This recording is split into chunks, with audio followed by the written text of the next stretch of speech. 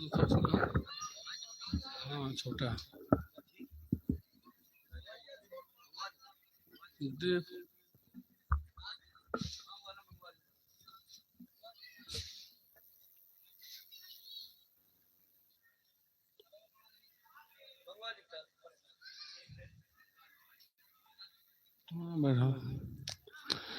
Stage پر رونق افروز آپ کی مسجد کی خطیب و امام و جملہ حاضرین و سامعین و سامعات، السلام علیکم ورحمۃ اللہ وبرکاتہ۔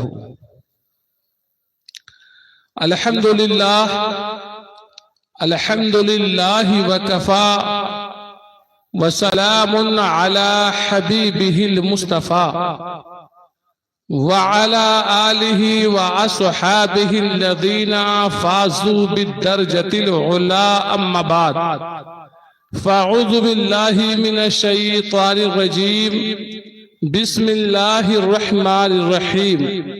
ولا تقولوا لمن يقتل في سبيل الله اموات بل احياء ولكن لا تشعرون، صدق الله مولانا العظيم وصدق رسوله النبي الامين المعين المكين الكريم، ونحن ولا ذلك من الشاهدين والشاكرين والحمد لله رب العالمين۔ آئیے کچھ سننے اور سنانے سے پیشتر ہم تمامی لوگ مل جل کر آقائے نعمت، دریائے رحمت، روحی فدا جناب محمد مصطفیٰ صلی اللہ علیہ وسلم کی بارگاہ میں درود شریف کا نذرانہ پیش فرما لیں۔ اللہم صلی علی سیدنا شفیعنا حبیبنا نبینا کریمنا بارک وسلم، صلاۃ و سلام علیک یا رسول اللہ صلی اللہ علیہ وسلم۔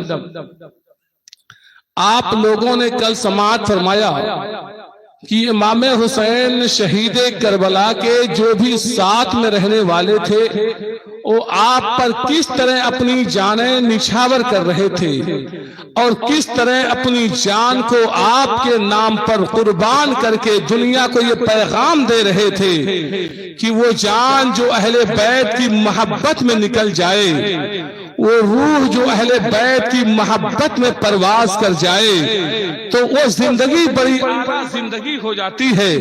اس زندگی کا معیار بڑا بلند اور بڑا عظیم کر دیا جاتا ہے۔ چنانچہ میں نے بیان کیا تھا کہ امام عالی مقام کے کچھ ساتھی جن کا نام لے کر کل میں نے بیان کیا تھا، میدان میں آتے رہے اور اپنی جان آفری کے حوالے کرتے رہے۔ جب ایک کے بعد دو کے بعد تین کے بعد 4 لوگ اپنی جان قربان کر چکے تو حر ابن ریاحی نے کہا، اے امام عالی مقام، میں نے آپ کو روکا تھا، بڑی دیر سے میں انتظار کر رہا تھا آپ مجھے بھیجیں گے، لیکن ایک کو بھیج دیا، دوسرے کو بھیج دیا، تیسرے کو بھیج دیا، چوتھے کو بھیج دیا، میں انتظار میں کھڑا ہوں، اے امام عالی مقام مجھے اجازت دیا جائے، کیونکہ سب سے بڑی غلطی میں نے آپ کو کی تھی، میں نے آپ کو روکا تھا۔ چنانچہ امام عالی مقام نے حر ابن ریاحی کو اجازت دے دی۔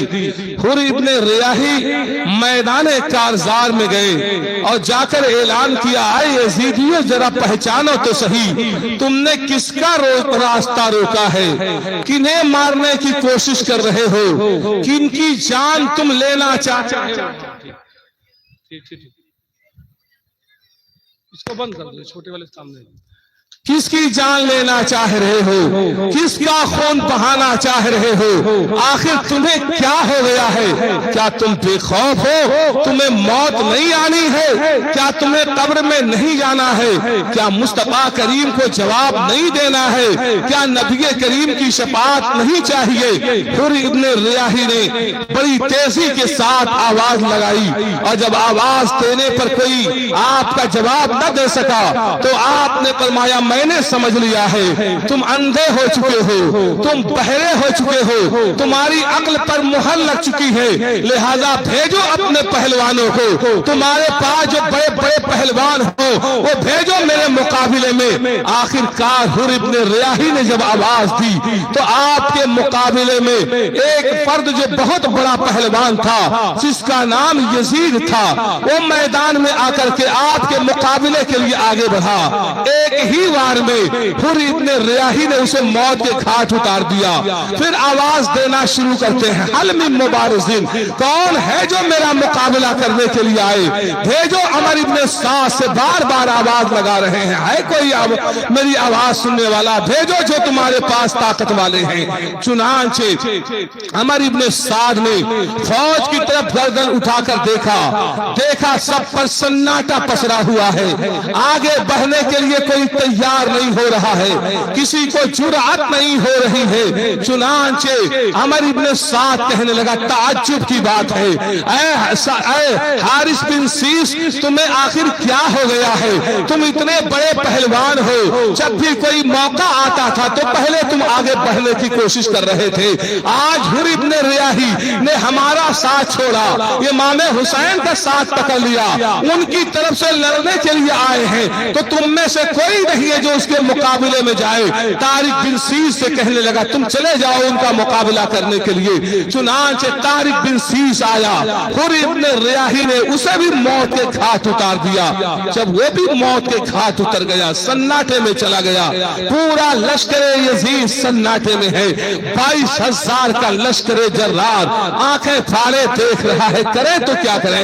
आखिरकार अमर इब्ने साद ने कहा था, ऐ लोगों, ये हुर इब्ने रियाही है, अगर ये इमाम हुसैन की तरफ से लड़ने आया है तो ये जीने से ज्यादा मरना चाहता है। एक एक करके अगर जाओगे तो सभी मारे जाओगे। अगर इनका मुकाबला करना है तो चारों तरफ से तीरों से, तलवारों से इनके ऊपर बारिशें कर दो, नेज़े और नेज़े की अनियों से बारिशें करो। चुनांचे हजरत हुर इब्ने रियाही पर लोगों ने चारों तरफ से हमले शुरू कर दिए, तीरों की बारिशें की, तलवारों की बारिशें शुरू हो गई। हुर इब्ने रियाही हैं, अगर मैमना पर हमला करते हैं तो मैमना को पीछे करते हैं, अगर मैसरा पर हमला करते हैं तो मैसरे को पीछे कर देते हैं। आप आगे बढ़ते चले जाते हैं, पूरे लश्कर जर्रार को तित्तिर भित्तिर कर दिया।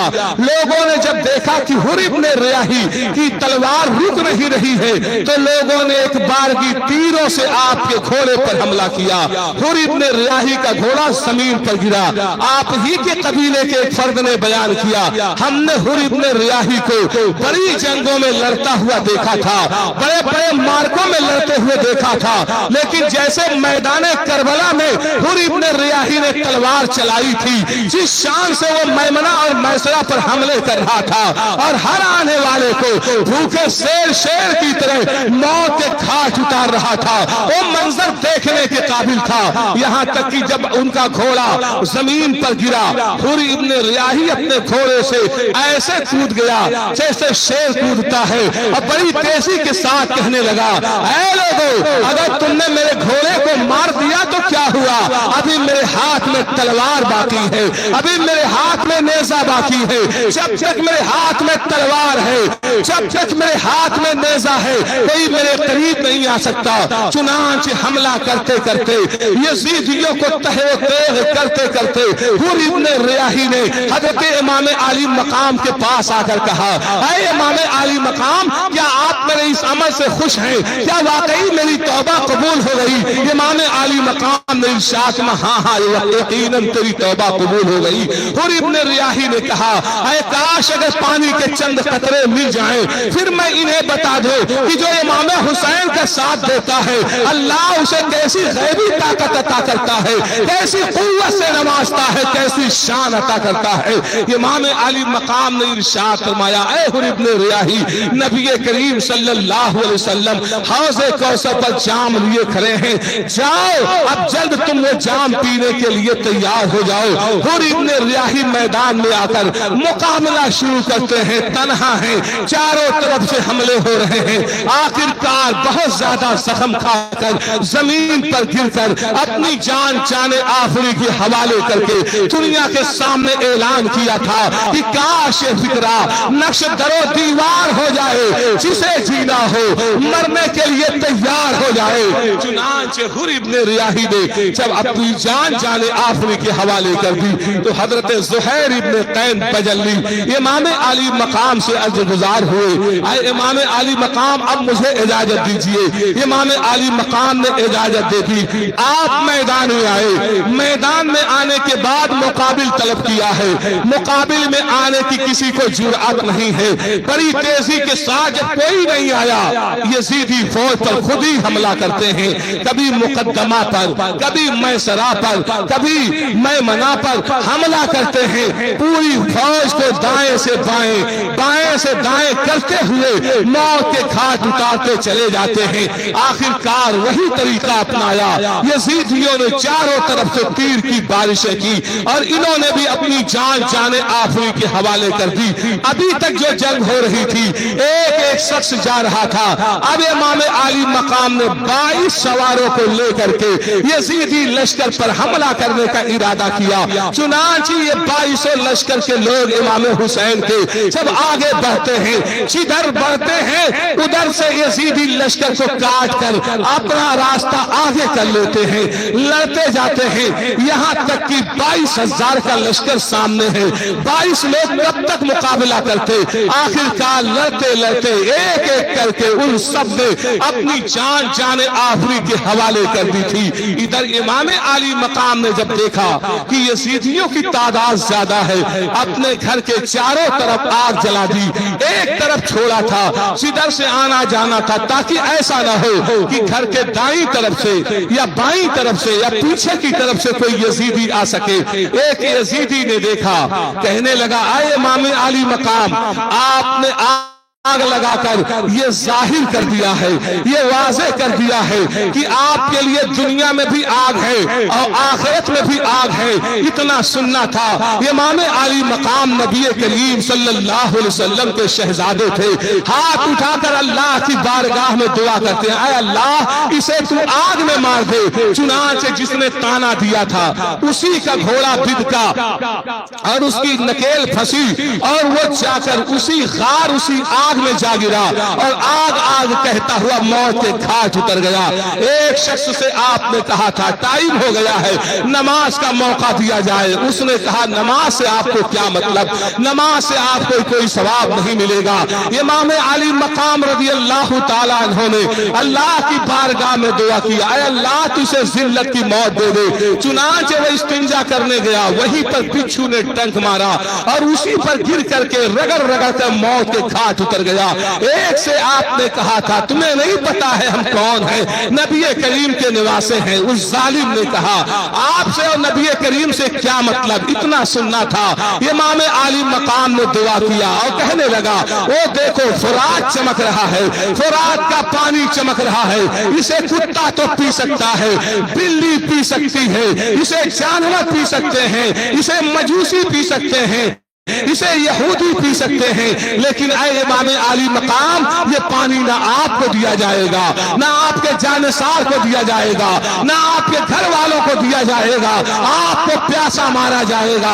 امام عالی مقام نے رب کی بارگاہ میں ہاتھ اٹھایا، اے اللہ تجھے پیاسا مار دے، تاریخ کربلا گواہ ہے۔ پھر وہ آدمی زمین پر گرا، پیاس پیاس کہتا ہوا موت کے گھاٹ اترنے لگا۔ لوگ اس کے منہ میں پانی ڈالتے تھے لیکن پانی حلق سے نیچے نہیں جاتا تھا، آخر کار پانی پانی کہہ کے مر گیا۔ ذرا اندازہ کرو امام عالی مقام جو دعا کر رہے ہیں، دعا قبول ہو رہی ہے، اگر چاہتے تو دعا کر دیتے، اے اللہ تو یزیدی لشکر کو ہلاک کر دے، انہیں تباہ کر دے۔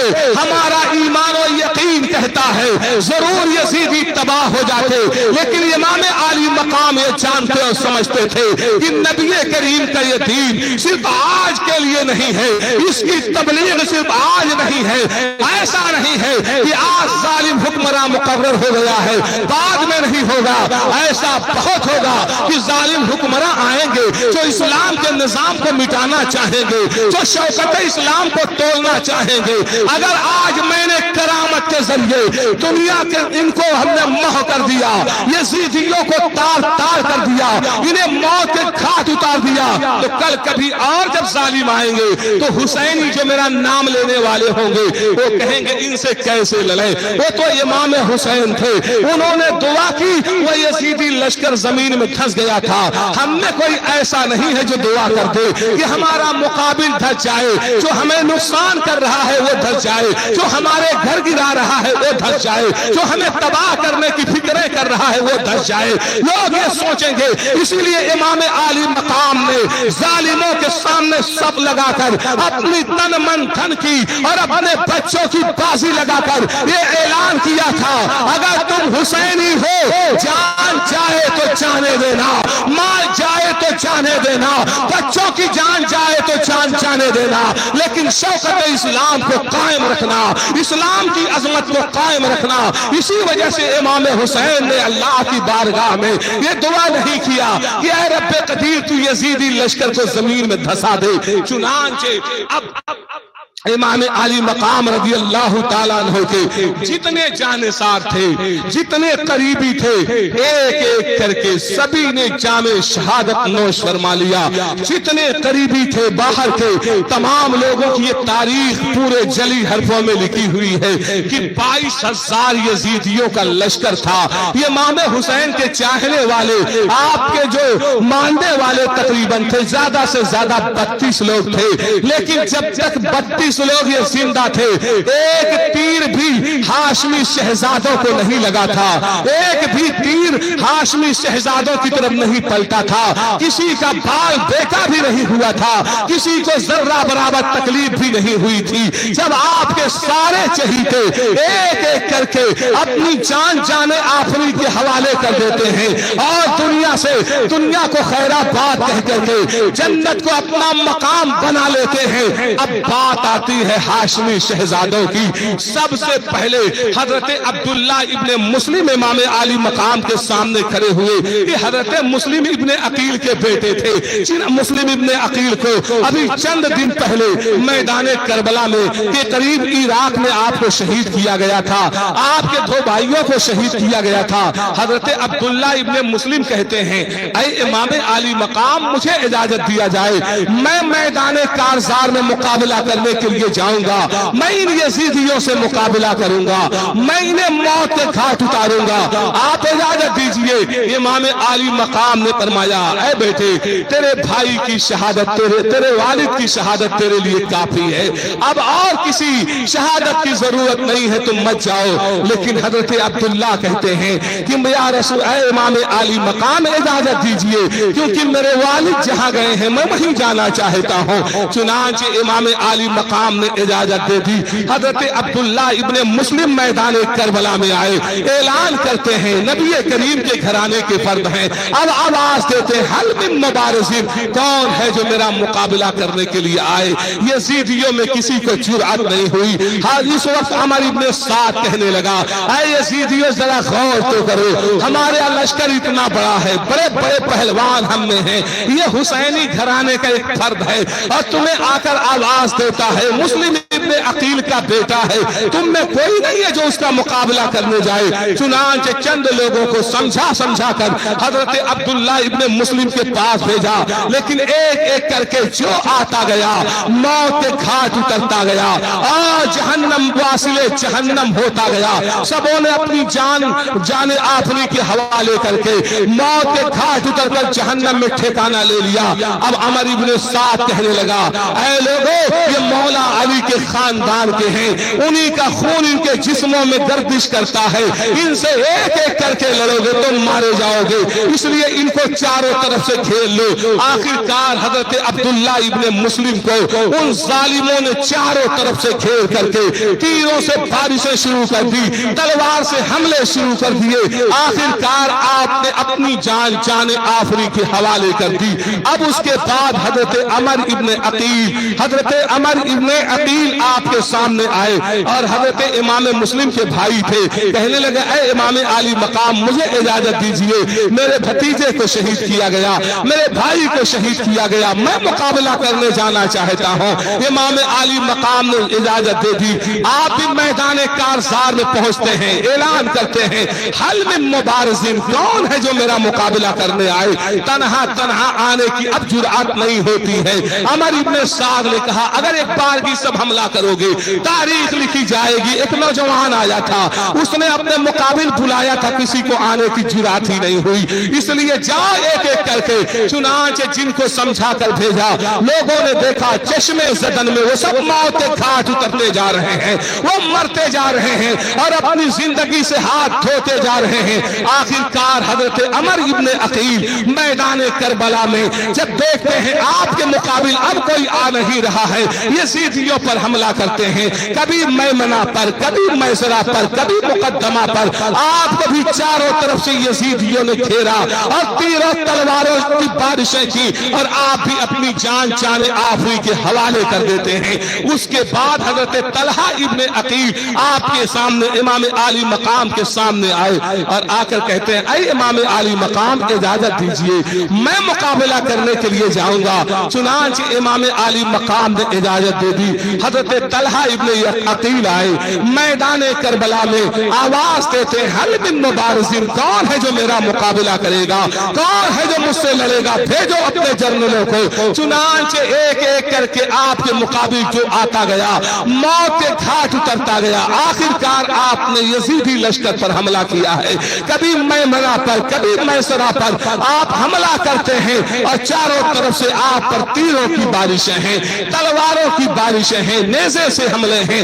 آخر کار آپ نے اپنی جان بھی جان آفری کے حوالے کر دی۔ چنانچہ اب باری آئی ہے حضرت امام حسن کے فرزندوں کی۔ چنانچہ حضرت امام حسن کے فرزند ارجمند حضرت قاسم ہیں، جن کی عمر تقریباً 19 سال کی تھی۔ حضرت سکینہ سے آپ کی شادی کی صرف آپ کی شادی کی بات چلی تھی۔ یہ جو لوگوں نے مہدی ایجاد کی، مہدی کا مسئلہ نہیں تھا، فقط تاریخ مقرر ہوئی تھی، شادی کی بات چلی تھی۔ آپ کی عمر تھی 19 سال۔ آپ میدان کربلا میں جو آئے تو آپ نے اپنے جسم میں زرہ بھی نہیں پہنی تھی۔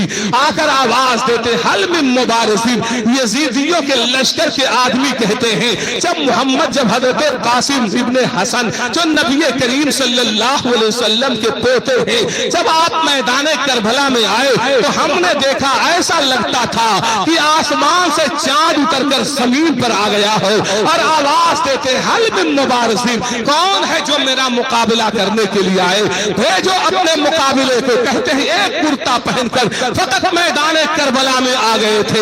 اب یزیدی آپ کو دیکھ کر حیرت زدہ ہے، کسی کا قدم آگے بڑھتا نہیں ہے، کوئی آگے بڑھنے کی جرأت نہیں کر رہا ہے۔ اتنے میں امام عالی مقام کے اس بھتیجے نے جن کا نام تھا حضرت قاسم ابن حسن، آواز دیتے ہیں کیوں نہیں آتے ہو میرے مقابل میں؟ عمر ابن سعد نے ارزق پہلوان سے کہا اے ارزق پہلوان، تجھے میں 100 درہم ہر پہلوانوں سے زیادہ دیتا ہوں، تو بہت بڑا پہلوان ہے، تیری تنخواہ بھی سب سے زیادہ ہے۔ ایک نوجوان بنی ہاشم کا تم کو آ کر مقابلے کا چیلنج کر رہا ہے، تم ہو آرام سے بیٹھے ہوئے ہو، مقابلے میں کیوں نہیں جا رہے ہو، کیوں نہیں جاتے ہو ان سے مقابلہ کرنے کے لیے؟ ارزق پہلوان نے کہا اگر مقابلہ ہمارے ہی ذمہ ہے تو اس بچے سے میں لڑنا نہیں چاہتا ہوں، میں اپنے چھوٹے بیٹے کو بھیج رہا ہوں، ابھی 2 منٹ میں وہ اس کی گردن کاٹ کر میرے پاس لے آئے گا۔ چنانچہ اپنے چھوٹے بھیجے کو اس کے 4 بیٹے اسی میدان میں آئے ہوئے تھے لڑنے کے لیے، سب سے چھوٹے بیٹے کو بھیجا کہ جاؤ مقابلہ کرنے کے لیے। وہ بڑا لمبا چوڑا موٹا بڑی طاقت والا تھا اور ہاتھ میں تلوار لے کر امام عالی مقام کے مقابل امام عالی مقام کے بھتیجے کے مقابل میں آیا اور آ کر کہنے لگا مجھے جانتے نہیں ہو، میں شامی پہلوان ہوں، بہت بڑا پہلوان ہوں، میرا تذکرہ پورے ملک شام میں ہے، جس کے مقابلے میں میں چاہتا ہوں اسے جرات نہیں ہوتی ہے کہ تلوار اٹھا سکے۔ حضرت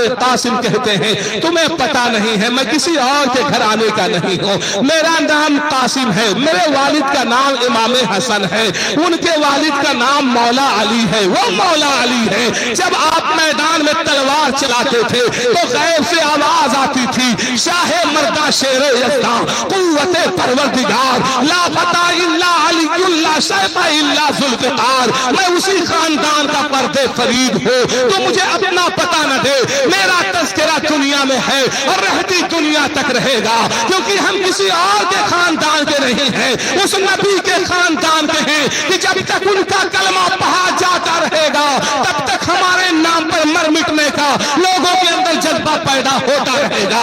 تم اپنے خاندان کی بات نہ کرو، اپنے طاقت کی بات نہ کرو، اس سے کرنا جو تم سے کمزور ہوگا، ہم تو بڑی شان والے ہیں، بڑے مقام والے ہیں۔ اس کے بعد اس نے آپ پر حملہ کیا، آپ نے ڈھال پہ اس کے حملے کو روکا اور دوسرا حملہ اتنا کاری کیا، اتنی تیزی کے ساتھ کیا کہ وہ موت کے گھاٹ اتر گیا۔ آپ نے اس کے گھوڑے پر سوار آپ ہو گئے اور اس کی تلوار ہاتھ میں لے لی۔ یہ دیکھا تو دوسرا بھائی گالی دیتا ہوا آگے آیا۔ آپ نے کہا ہم گالی دینے والے نہیں ہیں، ہم نبی کریم کے گھرانے کے ہیں، ہم تو صرف آدمی سے یہ کہتے ہیں صحیح بات مان جاؤ، نیکی کو اختیار کرو، ہم سے مقابلہ نہ کرو۔ ہم نے کسی کی گردن نہیں کاٹی تھی، کسی پر ظلم و جبر نہیں کیا تھا، کسی کا خون نہیں بہایا تھا، یہ تم ہی ہو جو تم لوگوں نے میدان میں ہمارے سامنے جنگ کا میدان کھڑا کر دیا ہے۔ اس نے کہا تمہیں پتا نہیں ہے، تم نے میرے بھائی کی گردن کاٹی ہے، میں تمہیں بخشوں گا نہیں، تمہیں چھوڑوں گا نہیں۔ آپ نے فرمایا پھر لڑنے کے لیے تیار ہو جا۔ ایک ہی وار میں ابھی وہ تلوار اٹھا تھا کہ حضرت قاسم نے اسے بھی موت کے گھاٹ اتار دیا۔ اب اس کا تیسرا بھائی گالی دیتا ہوا وہ بھی آگے بڑھا اور آ کر کہنے لگا یہ بتاؤ یہ چمکتی ہوئی تلوار جو بڑی مہنگی بڑی قیمتی ہے یہ تمہارے ہاتھ کہاں سے آ گئی؟ یہ تو میں نے بڑی قیمت میں خریدا تھا۔ آپ نے فرمایا تیرے بھائی ہی نے مجھے لا کے دیا ہے، بول تو کیا کہنا چاہتا ہے؟ اس نے کہا میں اب آپ کی گردن کاٹنا چاہتا ہوں کیونکہ میرے دو بھائیوں کو آپ نے موت کے گھاٹ اتارا ہے۔ آپ نے ارشاد فرمایا ٹھیک ہے میں یہ دکھا دوں گا کہ جو تلوار تو نے خریدی تھی اسی تلوار سے تیری گردن کاٹوں گا۔ چنانچہ اس نے حملہ کیا، آپ نے ڈھال پہ روکا، اس کے بعد آپ نے اتنا کاری حملہ کیا کہ اس کی گردن دور کٹ کر گیدے کی طرح الگ جا کر گری۔ اس کے بعد اس کا چوتھا بھائی وہ چیختا چلاتا ہوا اور گالی گلوچ کرتا ہوا آپ کے مقابلے میں آیا اور کہنے لگا اے نوجوان ہم نے تو تجھے ہلکا سمجھا تھا لیکن تو نے میرے تین بھائیوں کو موت کے گھاٹ اتار دیا، اب میں نہیں بخشوں گا۔ آخر کار طرح طرح کی باتیں کرتا ہوا آگے بڑھا۔ امام عالی مقام کے فرزند ارجمند آپ کے بھتیجے نے چند ہی منٹ میں اسے بھی موت کے گھاٹ اتار دیا، وہ بھی نارے جہنم میں اپنا مقام بنا لیا۔ اس کے بعد وہی ارزق پہلوان جسے آپ کے مقابلے میں آنے میں بڑا ہلکا پن محسوس ہو رہا تھا، بڑی غیرت و حمیت کی وہ باتیں کر رہا تھا، جب اس کے چاروں بیٹے موت کے گھاٹ اتر گئے، چاروں کے چاروں اس دنیا کو خیر آباد کہہ کر جہنم میں اپنا ٹھکانہ بنا چکے، تو اب آگے بڑھتا ہے اور کہنے لگا کہ اے لڑکے تیرا مقابلہ اے کاش پہلے ہی میں کرنے آ گیا ہوتا، مجھ سے غلطی ہوئی، میرے چاروں بیٹے میری نظروں کے سامنے تو نے کاٹ ڈالے، اب میں تجھے نہیں چھوڑوں گا، ضرور تجھے ٹکڑے ٹکڑے کر دوں گا۔ میں وہ نامی گرامی بہادر پہلوان ہوں جس کا تذکرہ پورے ملک شام و روم میں ہے، میرا مقابلہ کرنے کی جلدی کوئی جرأت نہیں کرتا ہے، میری طرف آگے بڑھنے کی کسی کے اندر ہمت اور غیرت نہیں ہوتی ہے، ذرا بتا تو صحیح تو نے بہت بڑا کام کر دیا ہے۔ چنانچہ وہ آگے بڑھا، آپ نے ارشاد فرمایا ڈینگیں مارتے ہو میں بہت بڑا پہلوان ہوں اور عالم یہ ہے تمہیں زین کسنے کا بھی طریقہ نہیں معلوم मालूम है। इतना कहना था कि वो सीन की तरफ देखा। इमाम आली मकाम ने के भाई फरजंद ने, आपके भतीजे ने ऐसी तलवार चलाई कि उसकी भी गर्दन कट गई, वो भी मौत के घाट उतर गया। अब पूरे यजीदियों पर सन्नाटा छा गया। आपके मुकाबिल में आने की अब किसी के अंदर जुर्अत नहीं है, किसी के अंदर ताकत नहीं है। आपने खुद हमला किया, कभी मैमना पर, कभी मैसरा पर, कभी कल्ब पर, यजीदियों को पीछे करते गए। आखिरकार फिर घोड़ा तोड़ा कर इमाम आली मकाम के पास आए। कहने लगे, अरे इमाम आली मकाम, अगर पानी के चंद घूंट मिल जाएं, फिर हम इन्हें दिखा दें हम किसके खानदान के फर्दे फरीद हैं, हम किनकी औलादें हैं। अल्लाह ने कैसी ताकत हमारे बाजू में रखी है, कैसी कुव्वत हमें अता फरमाई है।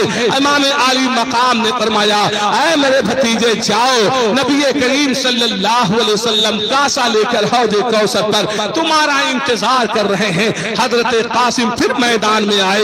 उन यजीदियों से मुकाबला करते करते अपनी जान जाने आखिरी के हवाले कर देते हैं। इन्ना लिल्लाहि व इन्ना इलैहि राजिऊन।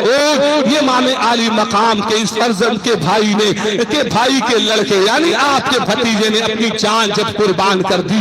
अब हजरत ज़ैनब खड़ी हैं, कहते हैं, ऐ इमाम आली मकाम, ये दोनों मेरे फर्जंद औनो मोहम्मद हैं, बहुत लंबी उम्र नहीं है तो बहुत छोटी भी नहीं है, इनको मैदान में भेजा जाए। इमाम आली मकाम ने इरशाद फरमाया, ऐ बहन, तेरा यहाँ पर रहना ही काफी है, तू हमारे साथ मौजूद है, मुश्किलात झेल रही है, सख्तियां बर्दाश्त कर रही है, यही काफी है। आपने कहा, नहीं नहीं, मेरे बेटों को भेजा जाए। आखिरकार दोनों बेटे मैदान करबला में पहुंचे। यजीदियों से मुकाबला करते करते इन दोनों बच्चों ने भी अपनी जान जाने आखिरी के हवाले कर दिया। इन्ना लिल्लाहि व इन्ना इलैहि राजिऊन। अब उसके बाद देखा तो हजरत अली असगर आपके सामने हजरत अब्बास अलमबरदार खड़े हैं। हजरत अब्बास अलमबरदार ने कहा, ऐ इमाम आली मकाम, देखता हूं मैं हजरत कासिम शहीद हो गए, हमारे करबा अकरबा शहीद हो गए, जो करीबी थे सब शहीद हो गए। मेरे दिल में एक बात है, वो ये है कि हजरत सकीना पानी से प्यासी बिलख रही हैं, हजरत अली असगर बिलख रहे हैं। मैं चाहता हूं कम से कम अपनी जिंदगी में कुछ न कर सको तो कम से कम इन बच्चों को पानी पिला दो, इसलिए मुझे इजाजत दी जाए। इमाम आली मकाम ने इरशाद फरमाया, ऐ अब्बास, तुम ही तो अलमबरदार हो, तुम ही तो झंडा उठाए हुए हो, अगर तुम शहीद कर दिए गए फिर तो मुझको कमजोरी महसूस होगी। आपने फरमाया, लेकिन ऐ इमाम आली मकाम, मुझे यही चाहिए था,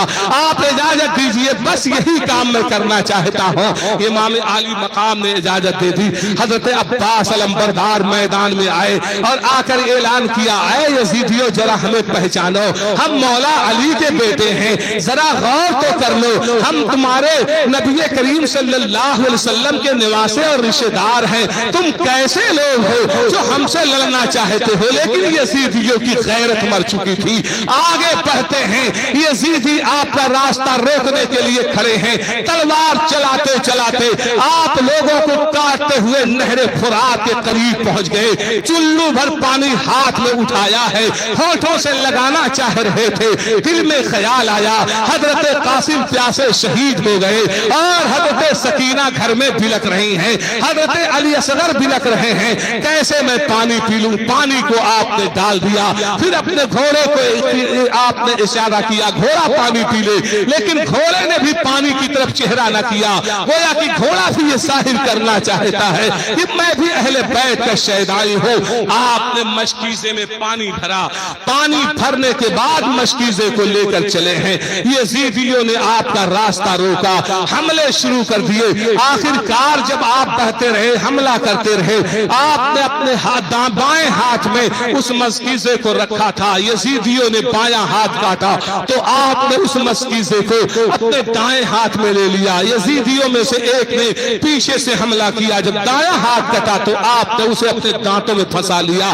दिल में ख्याल था, काश ये मशकीजा पानी घर के अंदर पहुंच जाए, लेकिन अल्लाह को मंजूर ही न था। चुनांचे आगे बढ़ते हैं, एक जालिम ने आपके मशकीजे पर निशाना साध कर तीर मारा, वो मशकीजा फट गया, पानी गिरने लगा, पीछे से एक शख्स ने आपकी गर्दन काट दी। इन्ना लिल्लाहि व इन्ना इलैहि राजिऊन। ये अहले करबला है कि करबला वालों ने जिंदा कर दिया इस्लाम को, शमए गुल होती रही और रोशनी बहती रही।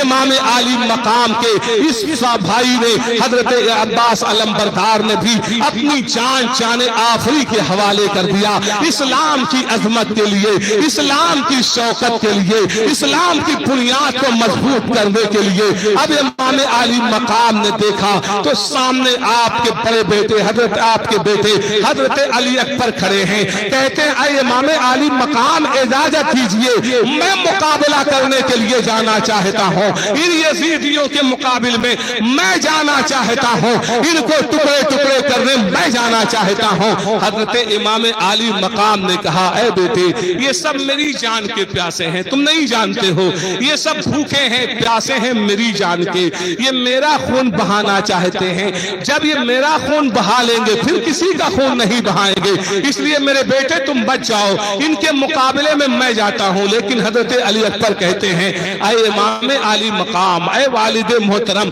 आपके बाद मुझे जीना नहीं है, मैं वो जिंदगी नहीं चाहता जो आपके बाद हो, मैं चाहता हूँ कि इस्लाम की शौकत के लिए, इस्लाम की अजमत के लिए मैं मुकाबले में जाऊं। हजरत इमाम हुसैन शहीद करबला आ गए, मैदान करबला के किनारे खड़े होकर यजीदियों को आवाज देते हैं आए यजीदियों तुमने हमारे अकरबा को शहीद कर दिया, हमारे करीबियों को शहीद कर दिया, अब भी मैं खड़ा होकर के तुमसे ये कहता हूँ आज तौबा कर लो, आज माफी चाह लो, अभी मौका है, अभी मैं जिंदा हूँ, तुम्हारी गलती माफ हो जाएगी, तुम्हारी खताएं माफ हो जाएंगी, तुम्हारी गलतियां माफ हो जाएंगी। जरा सोचो तो सही हमने क्या किया है जिसके बदले में तुम हमारा खून बहाना चाहते हो, तुम हमें नहीं पहचानते हो तो पहचान लो। मैं इसलिए बार बार तुम पे जाहिर करना चाहता हूँ ताकि कहीं ऐसा ना हो कि कयामत के दिन तुम कह दो हमने इमाम हुसैन को पहचाना ही नहीं, ये कौन थे जाना ही नहीं, हमारी पैदाइश बाद में हुई थी इसलिए उनकी अजमत को नहीं जाना। इसलिए अभी मैं कहता हूँ हजरत अनस इब्ने मालिक जिंदा हैं, जाकर मेरी शान उनसे पूछ लो। अभी हजरत सईद खुदरी जिंदा हैं जिन्होंने नबी करीम को देखा है, जाओ जाकर उनसे पूछ लो कि आकाए दो आलम सल्लल्लाहु अलैहि वसल्लम हमें अपने कंधे पर उठाते थे कि नहीं, अपनी गोद में खिलाते थे कि नहीं, अपने हमारे होठों को चूसते थे कि नहीं, हमारी पेशानी को चूमते थे कि नहीं। उन्होंने ऐलान किया था कि नहीं किया था कि मन अहब्बा हुसैन फक़द अहब्बनी, जिसने हुसैन से मोहब्बत किया उसने मुझसे मोहब्बत किया, और मन अबग़ज़ा हुसैन फक़द अबग़ज़नी, और जिसने हुसैन से दुश्मनी रखी उसने मुझसे दुश्मनी रखी। यज़ीदियों अगर तुम्हें शुबहा लगता है, तुम्हें खतरा लगता है, तुम्हें वहम तुम शिकार हो तो ये सहाबी जिंदा है जिन्होंने अपने आंखों से ये सारे मामलात देखे हैं, तुम उनसे पूछ सकते हो, अंदाजा कर सकते हो, पता लगा सकते हो। लेकिन यज़ीदी हैं, जब आपका बयान होता उनकी आंखों से आंसू जारी हो जाते। लेकिन शिमर जिल जोशन कहता है इमाम हुसैन आपके करीबी शहीद हो गए हैं इसलिए अब आप डर गए हो। इमाम आली मकाम ने फरमाया मैं डरा नहीं हूँ, इस्लाम की शौकत के लिए, इस्लाम की अजमत के लिए हम डरने वाले नहीं हैं, हम तो सिर्फ तुम्हें यह बता देना चाहते हैं, अपनी पहचान करवा देना चाहते हैं ताकि कयामत के दिन तुम ये न कह सको हम जानते नहीं थे, हम पहचानते नहीं थे, हमें खबर नहीं थी इसलिए ऐसी गलती हो गई, इसलिए हम वाज़ेह तौर पर तुम पर हक़ाइक़ ज़ाहिर करना चाहते हैं। शिमर जिल जोशन ने कहा लेकिन बात अगर बन सकती है तो इस एक बात से बन सकती है, वो ये है कि आप यजीद के हाथ में अपना हाथ दे दीजिए, यजीद के नाम पर बैत कर लीजिए, अभी आपको हम आजादी दे देंगे, आपके गले में हम फूल डालेंगे, आपको एक आला वहदा भी मिल जाएगा, आपके लिए हम अजीम किस्म का शरबत पेश कर देंगे, हम आपको दूल्हा बनाकर ले चलेंगे, तलवारें जो आपके मुकाबले में हमारी हैं, आपसे लड़ने के लिए जो हम खड़े हैं, आपका खून बहाने के लिए जो हम तैयार हैं, सिर्फ इस वजह से कि आप यजीद के हाथ में हाथ देने के लिए तैयार नहीं हो, यजीद के मुकाबले में आप खड़े हो, यजीद के हाथ पर हाथ देने के लिए तैयार नहीं हो, इसी बुनियाद पर हम तलवारें आपको देख रहे हैं। लेकिन अगर आप इससे बाज आ जाएं तो تلوار ہماری آپ کے کہنے پر چلے گی اور آپ کے کہنے پر رکے گی۔ امام عالی مقام نے فرمایا وہ ظالموں، اگر بچانا ہوتا تو میں اپنے قریبیوں کو بچا لیتا، حضرت عقیل کے فرزند کو بچا لیتا، حضرت مسلم کی اولاد کو بچا لیتا، اپنے والد کے لڑکوں کو بچا لیتا، اپنے بھائیوں کو بچا لیتا۔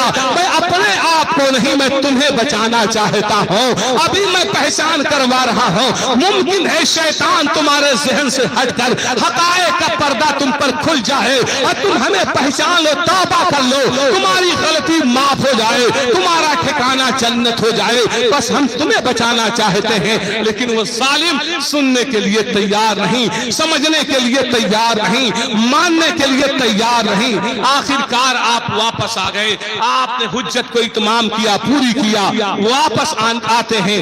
دیکھا حضرت علی اکبر اجازت چاہ رہے ہیں، کہا اے امام عالی مقام اجازت دیجئے۔ جب بار بار اصرار کیا ہے، بار بار کہا ہے کہ مجھے اجازت دیجئے، اجازت دیجئے، تو حضرت علی اکبر رضی اللہ تعالیٰ عنہ کو حضرت امام حسین رضی اللہ تعالیٰ عنہ نے اجازت دے دی ہے۔ ہاتھ میں تلوار خود دیا ہے، امامہ خود باندھا ہے، جبہ خود پہنایا ہے، گھوڑے پر سوار خود کیا ہے۔ عمر حضرت علی اکبر کی 18 سال تھی۔ آپ کا چہرہ بالکل حضور صلی اللہ علیہ وسلم سے ملتا تھا۔ صحابہ کرام کہتے تھے جب ہمارے دل میں طلب پیدا ہوتی تھی، طلب پیدا ہوتی تھی، ہم سب لوگ دیکھنا چاہتے تھے کہ نبی کریم کا رخ زیبا دیکھ لیں، بے چین ہوتے تھے تو ہم حضرت علی اکبر کا چہرہ دیکھا کرتے تھے، کیونکہ بالکل نبی کریم کے چہرے کی طرح ان کا چہرہ تھا۔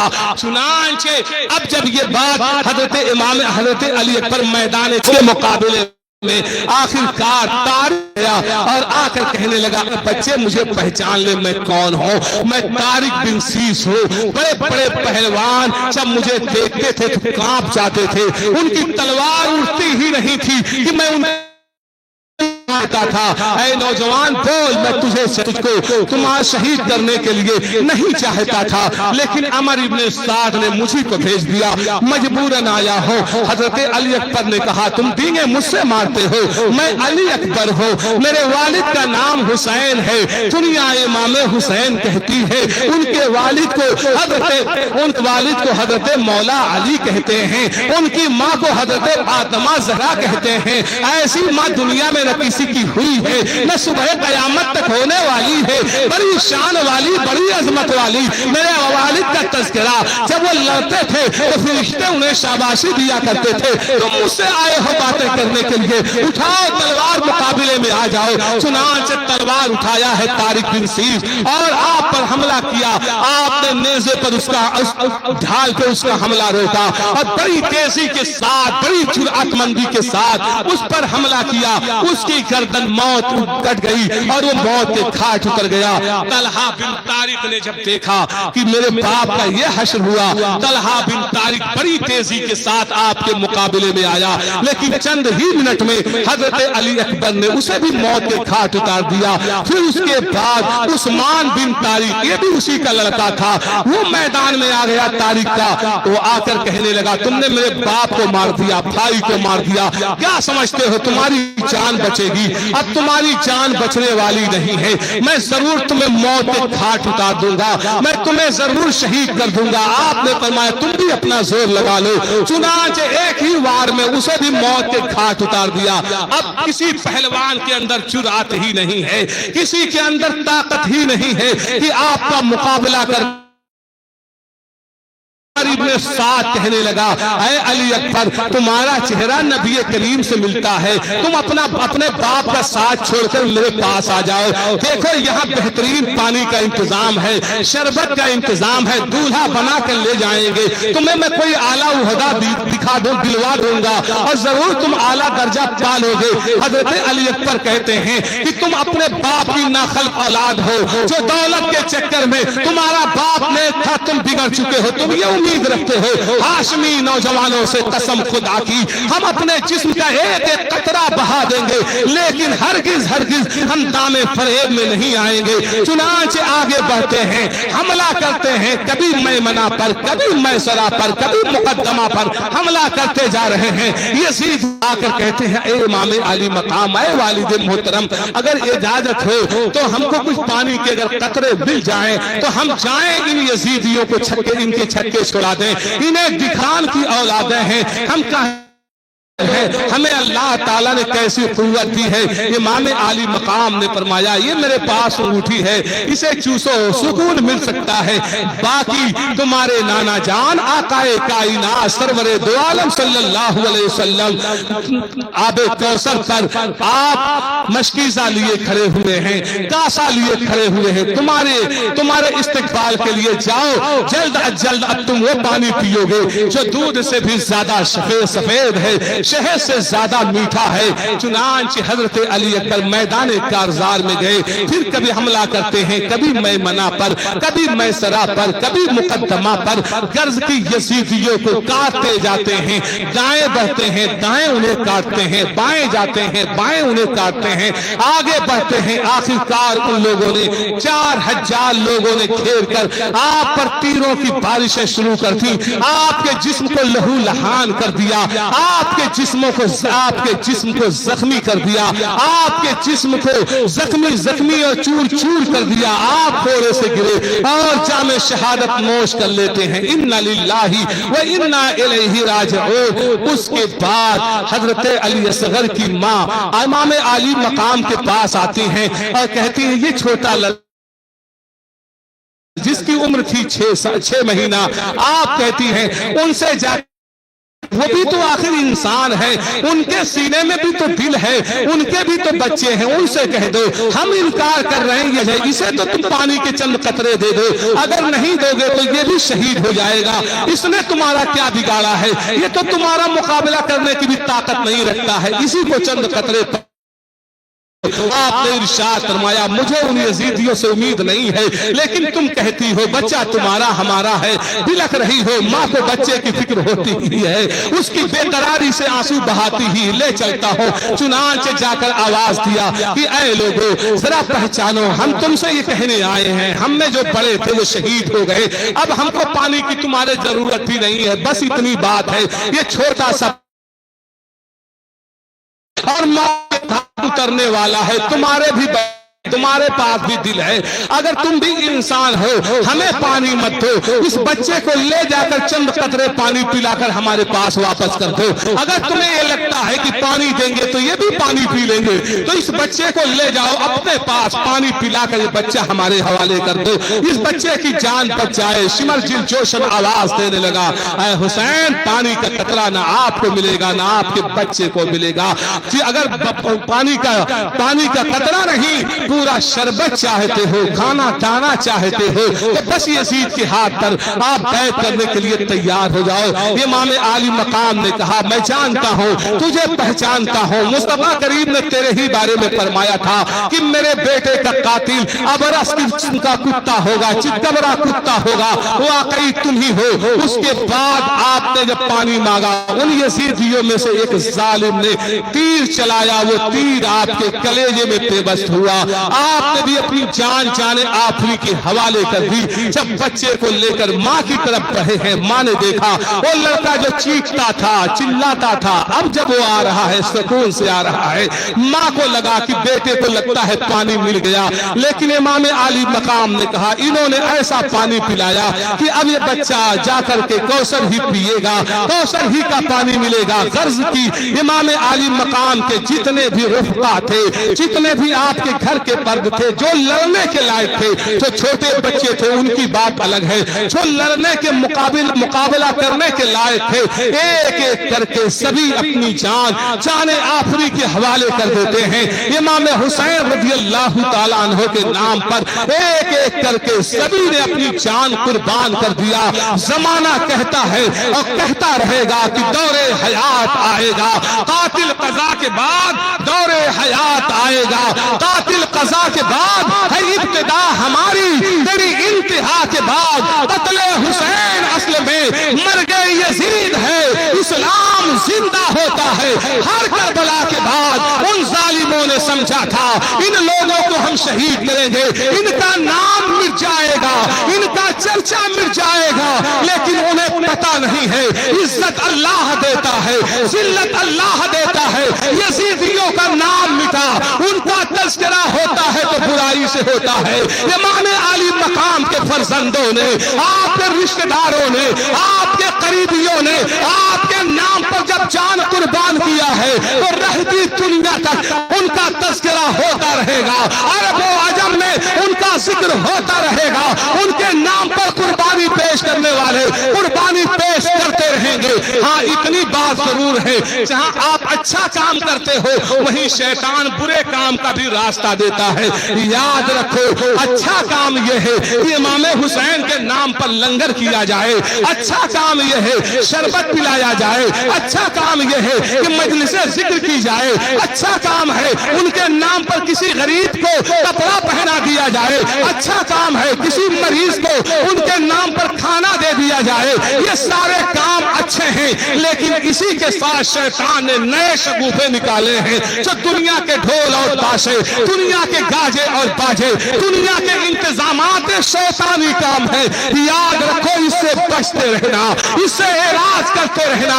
امام حسین نے میدان کربلا میں آپ کے امان و انصار نے، آپ کے اقربا نے ڈھول نہیں بجایا تھا، اس لیے میرے پیاروں ایسی محفلوں سے جہاں لوگ اس طریقے کا کھیل کر رہے ہوں ان سے مرد عورت بچے سبھی اعراض کرتے رہنا اور یہ دل میں یہ واضح کر دینا، اے امام حسین ہم جب حسینی ہیں تو وہی عمل کریں گے جو آپ کو پسند ہوگا، اور ہم اس سے بیزار ہیں جو آپ نہیں پسند کرتے ہیں۔ اگر یہ نظریہ ہو گیا تو سچے پکے حسینی ہو کر دنیا سے جاؤ گے اور امام حسین کے صدقے جنت پاؤ گے۔ لیکن اگر کھیل میں لگ گئے اور اس طرح کی چیزوں کو محبت سے دیکھا تو یاد رکھو ایک آدمی برا کام کرتا ہے، دوسرا آدمی جب محبت سے اس برے کام کو دیکھتا ہے، شوق سے اس کو دیکھتا ہے، تو جتنا گناہ کرنے والے کو دیا جاتا ہے اتنا گناہ دیکھنے والے کو بھی دیا جاتا ہے۔ یہ مت سمجھنا کہ دیکھنے سے کیا ہوتا ہے، شریک ہونے سے کیا ہوتا ہے۔ یاد رکھو دیکھنا اتنا ہی جرم ہے جتنا کرنا جرم ہے۔ مجلس میں جہاں رہو گے عذاب آجا اگر ہے، آخرت میں یا دنیا میں تو عذاب آ کے رہے گا۔ چنانچہ قوم لوط پر جب عذاب آنے والا ہوا تو یاد رکھو جب حضرت جبریل آئے دیکھا 70,000 لوگ نماز رات کو پڑھ رہے ہیں، رب کی بارگاہ میں گئے، کہا رب قدیر جس علاقے کو تو تباہ کرنا چاہتا ہے اس علاقے میں تو 70,000 لوگ سجدہ کر رہے ہیں رات کی تاریکیوں میں۔ رب نے ارشاد فرمایا جاؤ ان سب کو ہلاک کرو، کیونکہ انہی کی گلیوں میں برے کام ہوتے ہیں۔ یہ نماز تو رات کو پڑھتے ہیں لیکن جب برا کام کرنے والے کرتے ہیں تو یہ انہی کے ساتھ شریک بھی ہوتے ہیں، انہی کے ساتھ رہتے بھی ہیں، انہی سے ملتے جلتے بھی ہیں۔ اس لیے جب عذاب آیا تو سب پر آیا، سبھی کو ہلاک کیا گیا۔ اس لیے میرے پیاروں ان مجلسوں کے قریب ہو جو شرعی ہے، جہاں ثواب ملتا ہے ان سے دور ہو جائیے جہاں گناہ ملتا ہے۔ اللہ تبارک و تعالیٰ سے دعا ہے مولا تبارک و تعالیٰ ہم سب کو سچا پکا حسینی بن کر زندگی گزارنے کی توفیق و رفیق عطا فرمائے۔ یہ انشاءاللہ تبارک و تعالیٰ حضرت امام حسین شہید کربلا کی شہادت آپ کا کل سماعت فرمائیں گے۔ آمین آمین وما علینا الا البلاغ المبین برحمتک یا ارحم الراحمین۔